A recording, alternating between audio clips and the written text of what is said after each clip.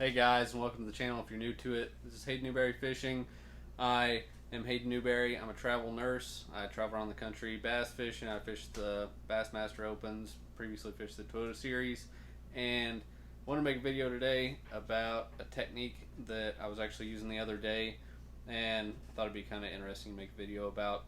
Went out on Seminole, caught probably I think 20 or 30 fish doing this, and I feel like an underutilized bait and technique that people use in like the late summer months, leading into like early fall. I feel like people start doing it a little bit more in the early fall, but it's kind of a finessey way to catch them. But you're still power fishing. You're not just going around, with a shaky head and a drop shot. And it's a jerkbait, but a silent jerkbait. And some of the modifications I make to it, especially in like the late summer, and I mean even in the spring I do these same things. But one thing is I fish a silent jerkbait a lot more in the late summer when fish have already been worn out and it's a little bit harder to catch some of them. But then on top of that, because one thing with silent jerkbaits is they're hard to cast as long as something that's has a little bit more weight in it. So also do this in the spring. But if you look at the hooks down here, I actually put that's soldering wire, and I actually put that just pretty much, you can take as much as you want, just wrap around there. It's easy to just twist off and break, and then you can kind of weight it out so that your bait sits in the water the way you want it to. But one, you can cast the bait 10 times as far when you put a bunch of weight on the hooks like that. Two, you have a fast sink, which I feel like the rate that a jerkbait sinks a lot of times is really what the fish are keying in on. Those ones that kind of sit there and will look at it, and then will bite it, after it's been sitting there for a second. Sometimes you just want it to sit there and just suspend. Sometimes you kind of want a faster fall. Sometimes you want it to just real slow work its way down.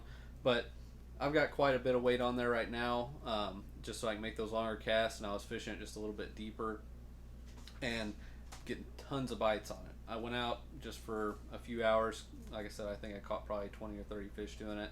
I was out there in like pretty much about 15 to 30, just fishing some standing timber and stuff, and I really set down the troll motor and I just was fishing just all out through the timber, all those fish that are out there scattered, just roaming, chasing shad.